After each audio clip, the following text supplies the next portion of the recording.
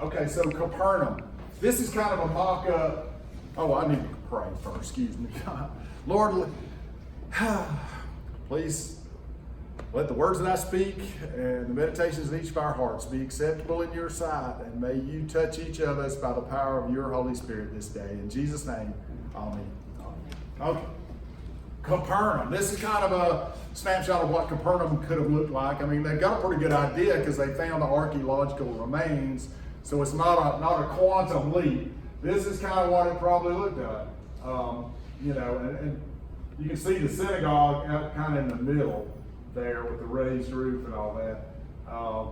Peter's house, I don't think this is going to work, but it won't shine on that, was probably, kind of closer to the water. He lived with his mother-in-law and his wife. They lived in that house. And that's the house, most likely, where Jesus was staying, was at Peter's house, okay? So they go back to Peter's house, and this is kind of a little closer shot. You see the roofs of the houses. They were had wood, sticks, maybe some palm leaves up there, and they put clay on there to make kind of a solid surface that was waterproof and that sort of thing. The water, precipitation, we get 40-something inches or so a year here. They get about 18 inches. So they don't get a whole lot of rain there. It's a lot drier climate.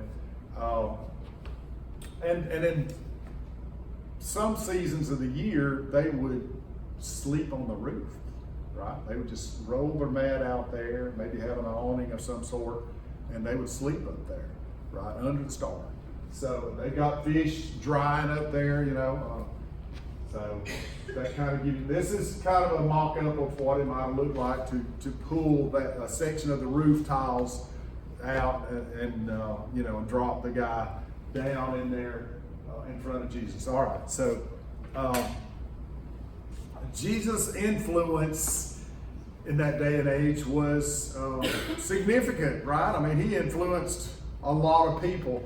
And leadership is influence. It is having influence over people. In a sense, everybody's a leader, right? We're all leaders. It's been estimated that even the most introverted person will impact and influence the lives of 10,000 people over the course of their life in some way, somehow. There's an old African proverb that says, if you think you're too small to make a difference, you haven't spent the night with a mosquito. Y'all don't need me to explain that one, do you? Right? You get, there's an influence there, although it's negative. You get it. That we all have the capacity to influence, regardless of how small we think we may be. We can all be a voice for truth. We can all stop injustice. We can all save a life. Each person matters. So, to give you for instance, Kim and I went to a conference Asbury Seminary had a couple of years ago, and one of the speakers was a Chinese young lady. Her and her husband were there, and their baby. She's a student at Asbury Theological Seminary. She was from, I believe it was Beijing or Shanghai, one of those big cities in China. And she was an atheist, right? Went to a history class. And she's sitting on the front row in this auditorium, and the professor is also an atheist, right? And he gets up there, and they're studying the U.S. of A., right? They're talking about America. And he says, yes, many of the people in America are Christians. And she's had this little curiosity about Christianity. And she couldn't pin it down. She didn't know what it was all about. And he, this atheist, began to share the gospel with these atheist students, right? And he says to them, the people in America believe that Jesus Christ was the Son of God who came down from heaven, who went to the cross to pay the price for their sins. that all they have to do is believe that he's the Messiah and that he was raised again on the third day, and that through believing in him, you can have your sins forgiven and you can be a Christian. That's what the people in America believe. And this girl sitting on the front row heard from the lips of this atheist professor the gospel being proclaimed, and she got saved right there on the front row of that auditorium. Tears streaming down her face. She said, I was the only one in that auditorium that was weeping, and I gave my life to this Son of God from the words of an atheist professor. Now that's pretty powerful, ain't it? And she's studying at Asbury Theological Seminary to go back to China and continue to proclaim the power of the gospel. Right? So, woo-wee, that's strong. Jesus was proclaiming the gospel there in Peter's house in Capernaum. People were coming from far and near. They were crowding around. They had the place you couldn't shoehorn anybody else inside. And people were standing outside trying to hear. They wanted to hear this man preach the good news and share this truth with them, because it was impacting their life, right? I mean, they were getting it. And these four friends of this crippled guy had heard enough. They heard enough, and they were inspired to go get their friend who was paralyzed and to bring him to Jesus, because they believed that he could do something about it. They were convinced of Jesus' power, right?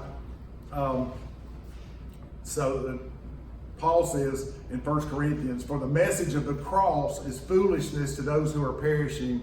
To us who are being saved, it is the power of God, right? And the cool thing about it is Jesus hadn't even got to the cross yet, but he's proclaiming the power of God, and people were responding, right? And we have the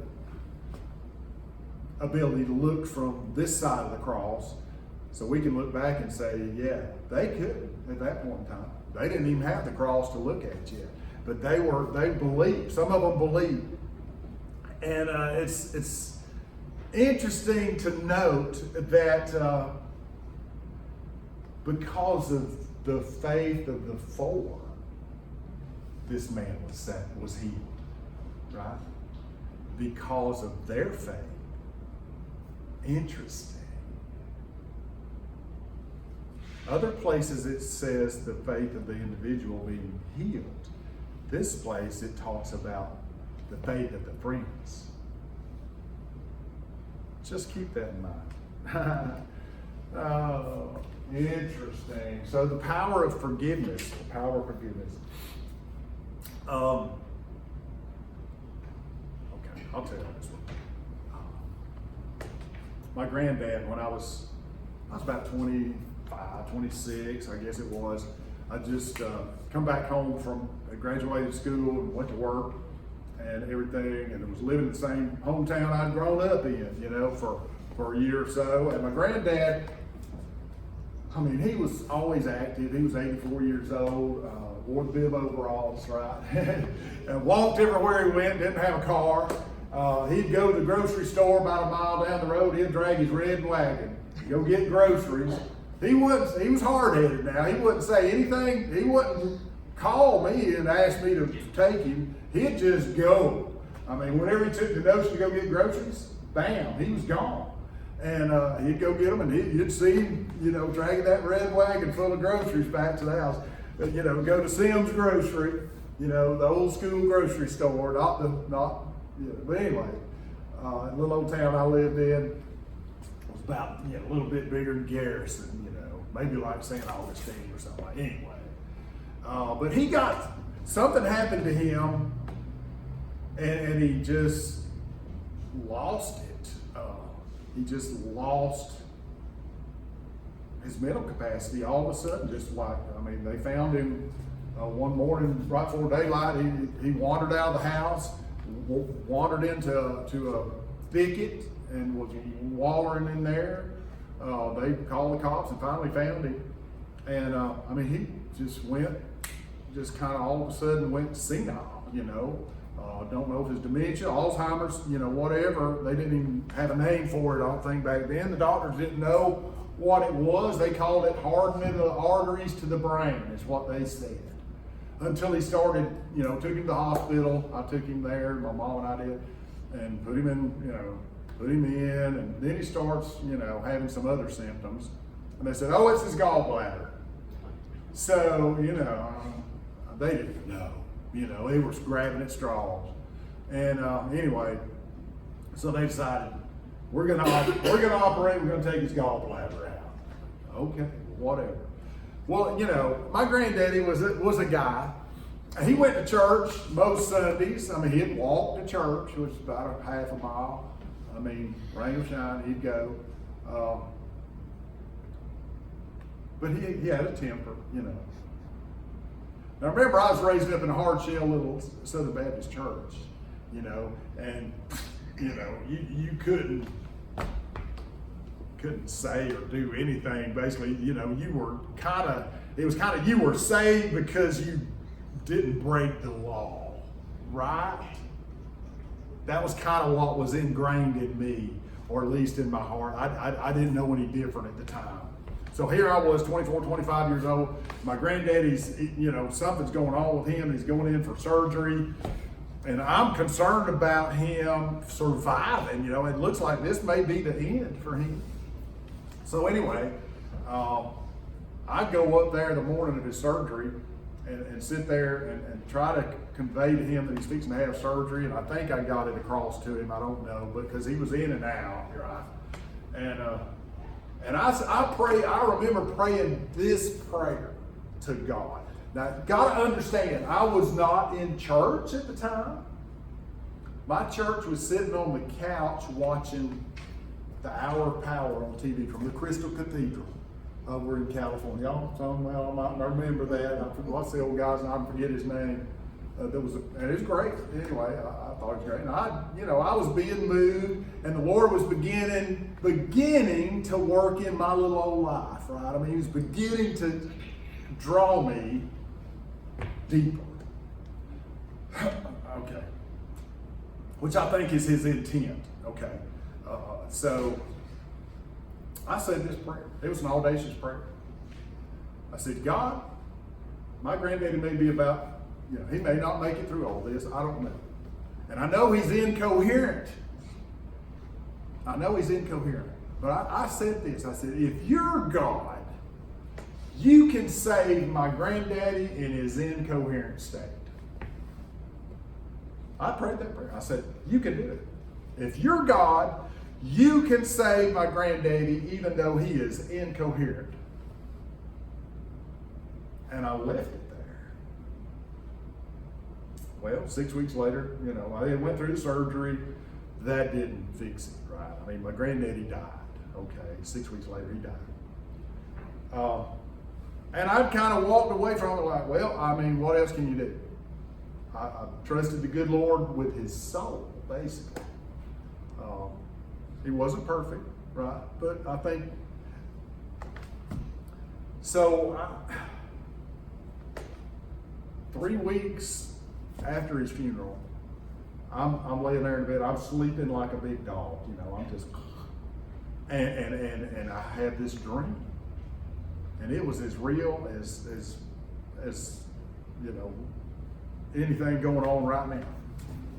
I remember it just like it was yesterday. I was standing on the front porch with my mama and our old plumber, Dewey Grimes. Why Dewey Grimes? I don't know. He was an old gruff, you know, wore bib overalls, usually had one of the, you know, galluses hanging, you know, loose, and he drove an old beat up station wagon with Coke bottles piled up on top. And I remember him slamming on brakes at the red light one time, and he had a cussing fit right there because them bottles went flying. Got shattered all over the road. But Dewey, I mean, you could smell him usually before you could see him. But the Lord wanted Dewey to be in there. So anyway, I'm standing out there with, my mom, and Dewey drives on the front porch of our house, which was one of the big bungalow house, with the veranda porch that went around two sides and all that. And Dewey says to Mom, I'm sure sorry to hear about Uncle Lum. Everybody knew my granddad's Uncle Lum, right? I mean, he was Uncle Lum to everybody in town. And she went into that, oh, well, he's better off, he da-da-da. And this mist came in from about waist down, just surrounded us. And in the middle of that, I mean, I could feel the power of God. God was in that mist. And I heard a voice. And that voice said, fear not, for the one who is past is with me. And then the mist pulls back. And I sit up in the bed and I think, what was that? I mean, I've only had one or two or three of those kind of things happen to me in my life. But I thought, God heard my prayer. He heard it. And he answered it. Now, my faith has grown a lot, and I've come to believe that my granddad was saved to begin with. I just wasn't sure, So, my grandmama died, I didn't worry about it. My mama died, I ain't worried about it. My wife died, I ain't worried about it. I know where they're at, right? I mean, there is no doubt in my mind. Amen. They're with the good Lord. I mean, I don't need a booming voice. I don't need all that. I believe it, right? and anyway, so, all right, so these four friends bring this paralyzed guy to Jesus. Now, that was audacious, wasn't it? Seriously, who takes the roof, tears a section of the roof off and lowers somebody down, into a room? Who does that? I heard Kirby John Caldwell. Kim, you heard that sermon about Kirby John Caldwell down there at the annual conference a few years ago, preaching, and he used this, and he said, that's our trustees. Imagine our trustees sitting there in the church house, and somebody rips the roof off and drops somebody down in through it. He said, our trustees would be sitting there and saying, what are you doing with my roof?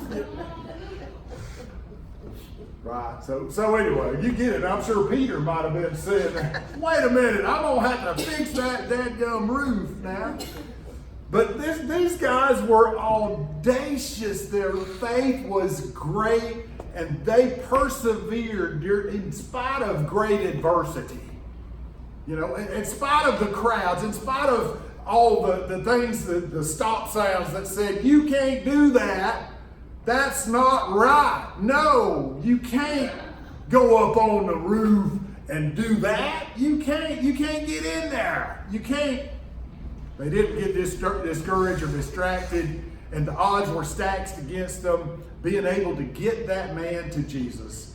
But they persevered. They did it anyway. I'm going to suggest to you, there's nothing more loving that you can do than to bring a lost friend before the Lord. There's nothing more loving that you can do. Amen. The most precious gift, I don't know where that is. The most precious gift that they can receive is God's forgiveness of their sins. And we have the power to bring them before Him every day. Right? Right. We have a personal relationship with the God of the universe who listens to us, who hears our prayers. I don't know if it's me. It's turned off, so it's not there.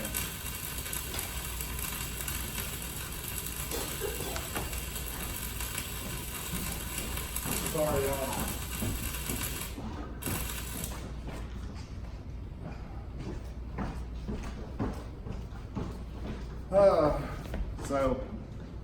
okay. So,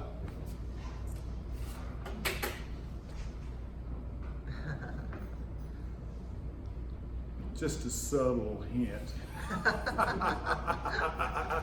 This is a great opportunity to just say, hey, come and try it, you know? Come and try it. You know what? If they say no, oh well, you've tried, you know? Don't give up. It may seem like they're the last person in the world that would ever want to do it, would ever want to come to the Lord. Okay, I'm going to tell you all this story. I wasn't going to do it. I was raised up in a little church about this size, Lockhart, Alabama, Lockhart Baptist Church. Right? I guess this has probably been 40 years ago. Got a new preacher, right? He was hellfire and brimstone, and he was hardcore, right? There was a little jot 'em down store in this little community. Now it's a little bigger than Central Heights, maybe the size of Garrison. Arnold Harbuck's Grocery, right? And Harbuck's Grocery, this back in the day, you know, when things were a lot more simple. And I've been in Harbuck's Grocery many times myself. Arnold, well, I don't know what was going on, but he had guys sitting in there every day drinking beer, playing poker around the counter and cussing and ripping, kids coming in and out all the time. Our preacher said, I'm going to go over there and put a stop to this, right? Well, you know what? He went in there 2 or 3 times, and finally Arnold Harbuck said, do not come back in my store. I'm calling the law. Nothing ever happened to him.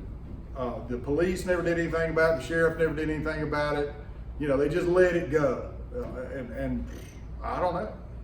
So the preacher came back to the church and said, we're going to pray against that, what's going on, because it's talking about being an influencer. He said that's a negative influence in our community.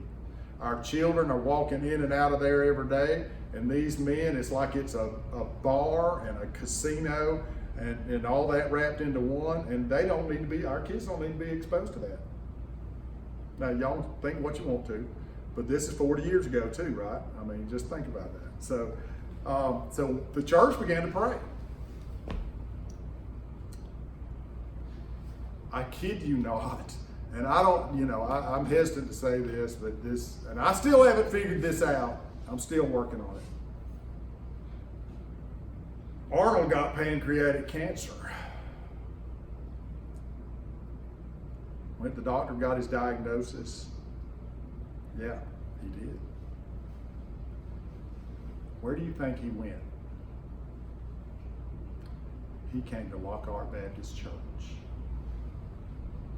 He went down to the front and gave his heart to God and asked for forgiveness for all that he had done in that community to bring Satan into it and to defile the community and the children, you know, that had walked in there and seen that for years. And I remember hearing it from his mouth before he died, which was not but a few months later. I mean, he didn't make it long. But he testified in front of the church, and I heard it. He said, my heart's prayer is for my children and my wife, that they too would come to know Jesus Christ as Lord. I haven't processed that fully yet. I don't know. Maybe that was all going to happen anyway, and maybe God just used the church as a vehicle to save this man's soul. If the church hadn't gotten in and the preacher hadn't gotten involved in that, you know, he might have just died and gone to hell without any hope, right?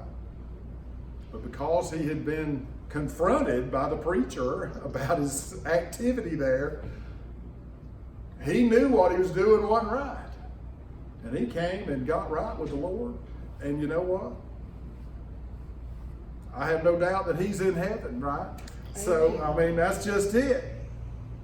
So, don't be afraid to pray for people, right? Because it may be God working in you to get you to pray for them, right?